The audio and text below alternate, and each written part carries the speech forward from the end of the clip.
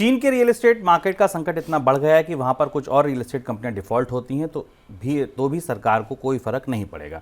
चीन के housing minister ने कहा है कि सरकार कंपनियों के डिफॉल्ट को झेलने के लिए तैयार है। चीन के हाउसिंग मंत्री ने यह भी कहा कि जो कंपनियां कारोबार चलाने में असमर्थ हैं उन्हें या तो बंद होना पड़ेगा या रिस्ट्रक्चर जरूरी है। क्या मतलब निकाला जाए सर इस बयान का? चीन की अर्थव्यवस्था से खराब खबरों के लिए तैयार रहिए। हम लगातार आपको पिछले एक साल में बता रहे हैं कि चीन की अर्थव्यवस्था का जो सबसे बड़ी दरार है, सबसे बड़ी फॉल्ट लाइन है, वहाँ का रियल एस्टेट सेक्टर था।